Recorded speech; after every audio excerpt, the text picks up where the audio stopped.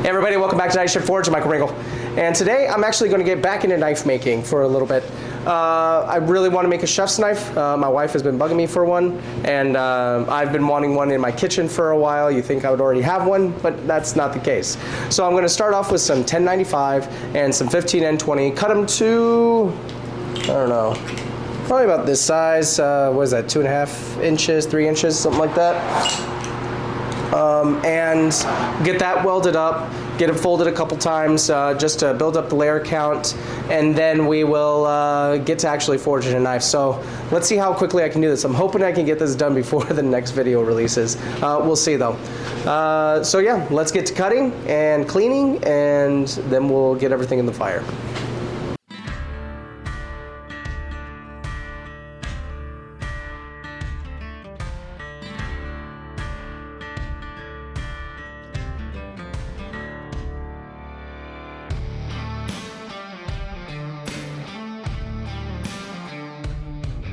Alright, I'm just doing some final cleaning with some acetone and stacking it in my drill vise.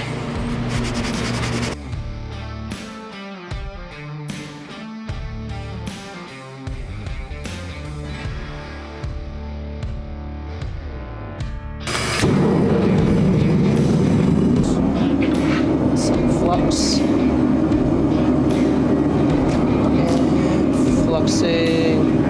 Just get a nice coating. Make sure nothing enters in. Luckily, this is these are pretty close together, so the separate layers are matching up pretty nicely. Okay, and in the forge.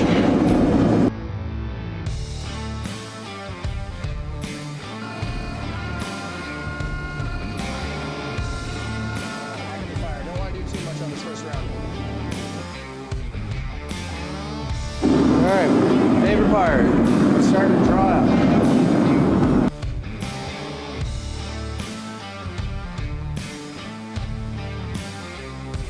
Alright, next thing I'm going to do, I'm just going to clean up the edges, get all those welds out so that we don't cook those in as I bring in the sides. Alright, just want to take off these high spots because the width of each of the steels, two different types of steels, wasn't the same, so I don't want to incorporate those inclusions.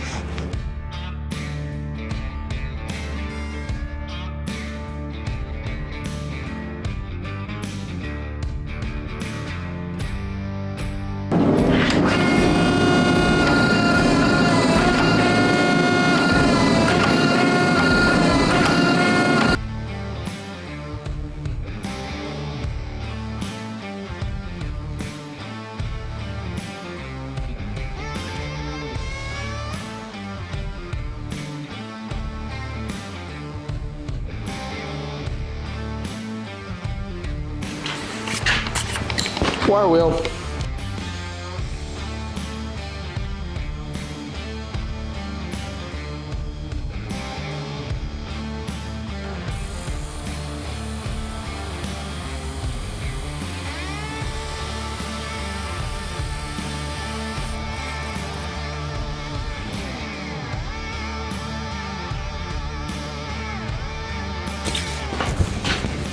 All right, we have 10.5 inches. All right, I think we're gonna go up to 40 inches. So we'll cut this into four pieces. That means 2.5 inches a piece. Yeah, let's do 2.5 inches a piece. We're gonna cut that on the bandsaw though.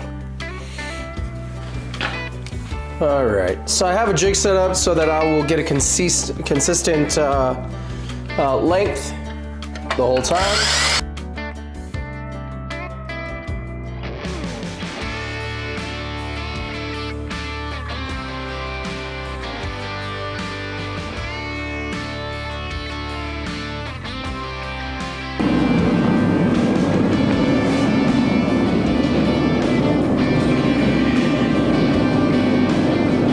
Let's get that in any cracks.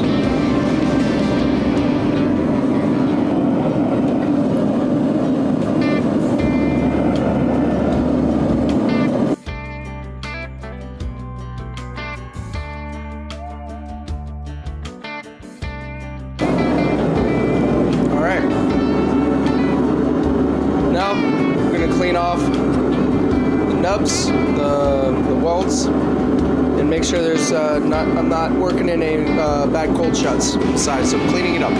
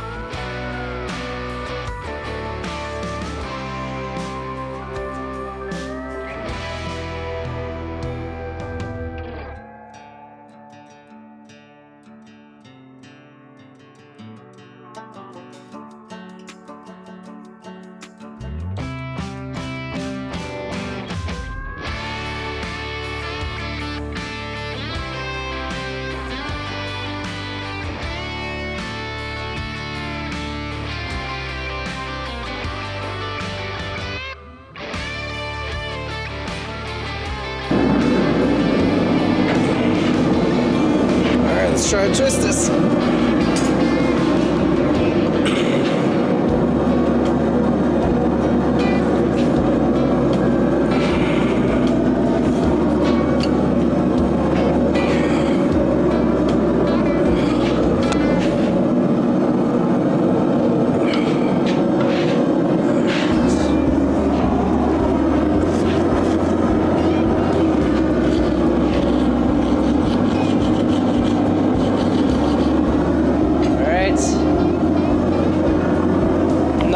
I'm only going to do one turn of heat just to make sure that I don't shear the welds. Take it slow, because I have a problem with that.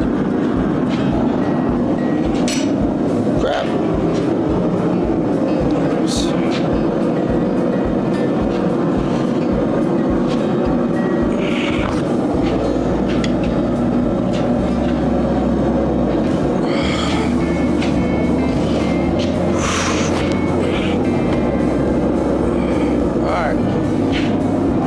Do what I usually do, which is I could get one more turn.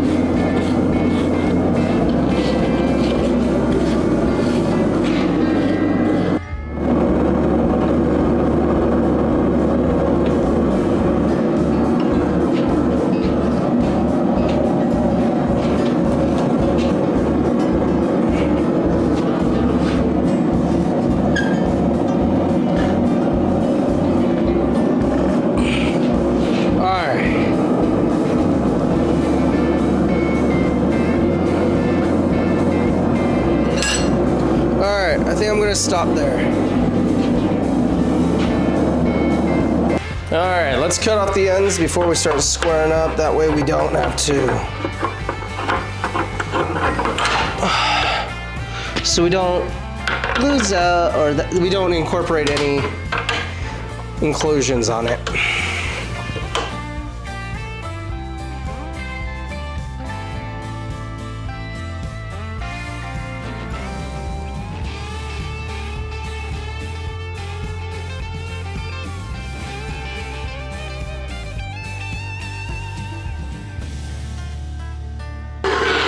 All right, now let's go square it off.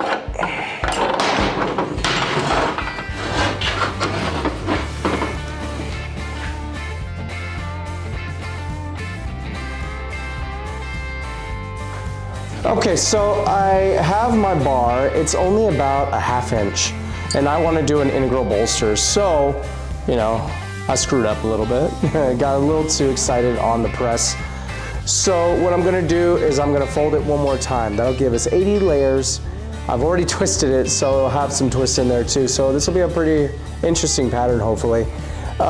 So let's cut this in half, clean it up, cut it in half, and get this going for hopefully the last forge weld.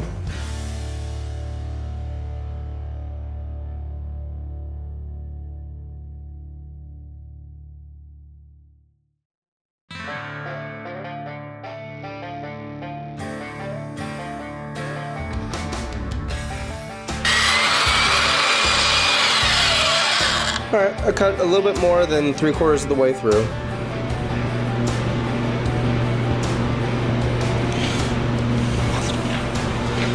And now we'll stick it in the forge and we'll bend that over.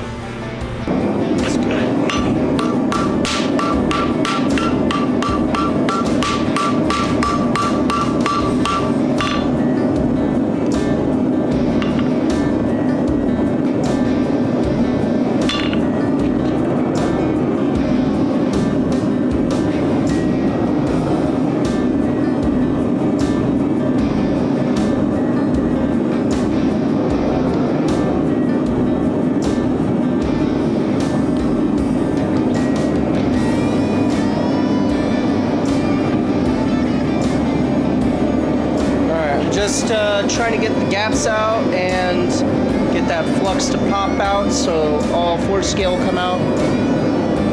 And then I'll take it to the press to really make sure those welds are refined.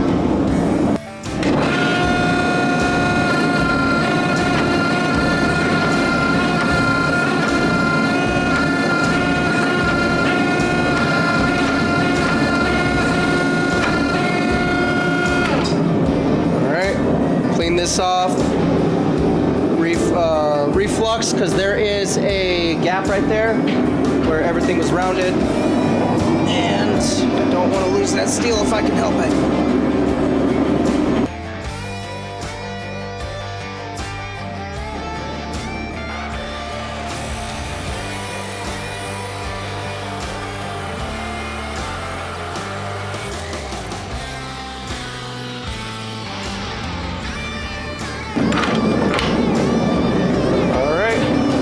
Check the cross section.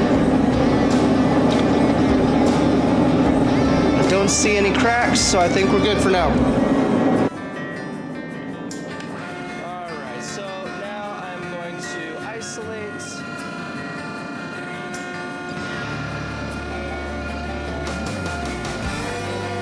So I gotta spread this out. Definitely have more than enough material to do that. Just wanted to isolate the tang from the rest of it, and so I do see a little surface crack right here on this side, nothing on this side, so I think I'm gonna flatten it out and grind that out. If you can see it, yeah, flatten this out and then grind it out.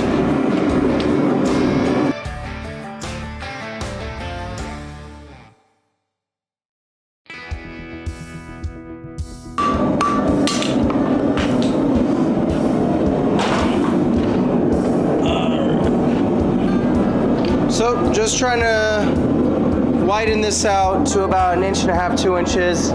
So this is going to take some time. I definitely want a pretty good heel on this. Back in the heat.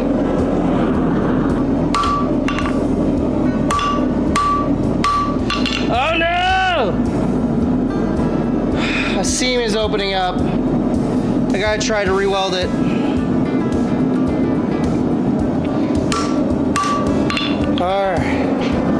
Or I'll just end up cutting in the tip and stay. We'll see. We'll see. I'll see if I can close it up and save the material.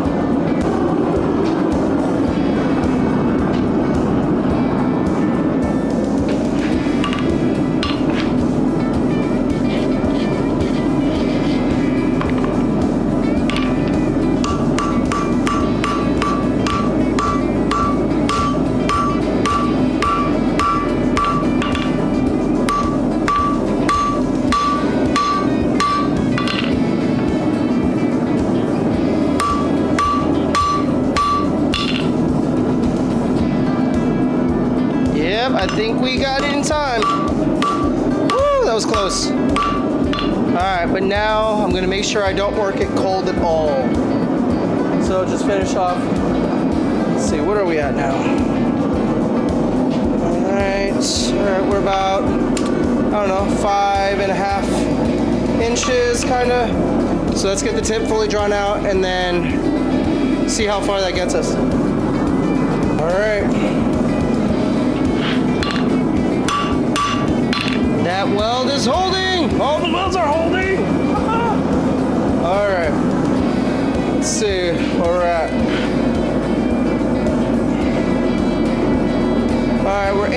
hammer closer to the hardy hole for length. And then we almost got the full width. At the end of the hardy hole from this side is about 2 inches.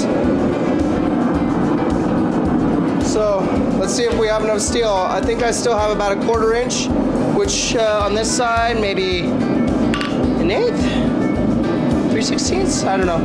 A little bit more on this side. So we're going to draw all this down and out and see where we are.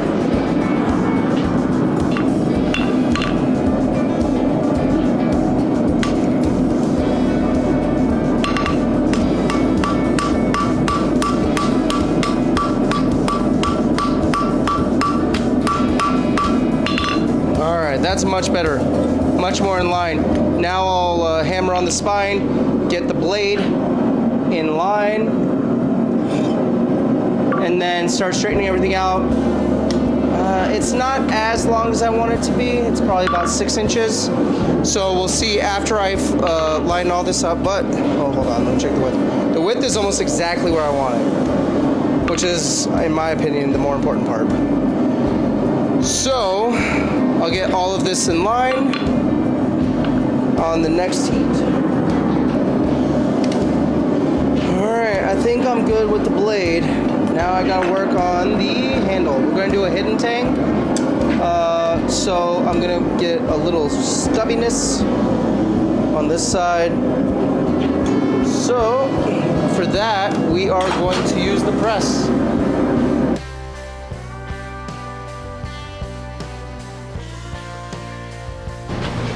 All right, time to grind.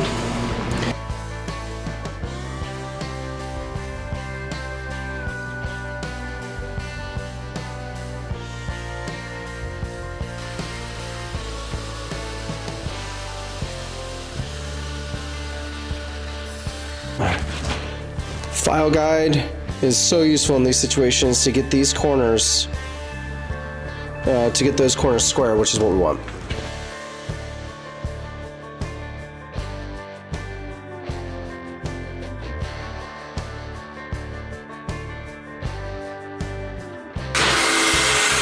Started it, now we'll go to files.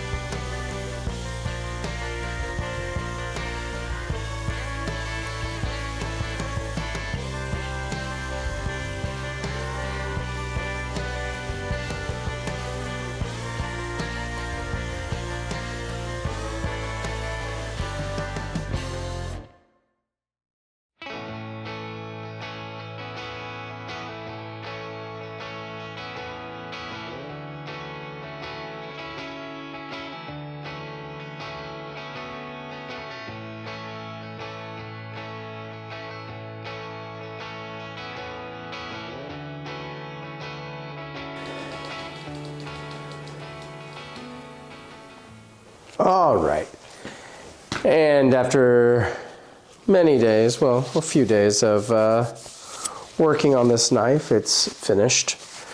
I gotta admit, not my best, which I swear every time I do a video is when things just come, just have so many issues. One thing I did notice, and I'll get some better images of this, because it doesn't want to, well anyways, So I noticed a couple things. Up here, I noticed these like semicircles showing up. And I realized, and then this right here, that is the heat treat line. And I didn't even think of it. So when I heated this the spine up to straighten it, it caused those like ripples. You can see it on this side too. And I just found that really interesting. I do like the way the bolsters came out. And the handle, love curly maple. So it's going to be a pretty good, I think it's going to be a pretty good chef's knife. It's pretty sharp right now. And, you know, definitely areas for improvement. I swear I know how to make knives and Damascus at that. But, you know, sometimes things just don't work out the way we want to, and that's okay. The Damascus on this did turn out a lot better than my last knife. You can actually see a pattern on it, and which is fantastic. The heat treat on it though, or the heat treat line, I did not realize that was going to be as big of an issue as it was. But, you know, this is why we do things, so we learn. And getting that even heat across the blade, if you're doing Damascus, is super important. So now I see why people, especially knife makers, make sure that they have a heat treating oven that gets the entire thing evenly heated. But anyways, that's what I got for you this week. Thanks so much for stopping by Night Shift Forge. I'm Michael Rangel, and God bless.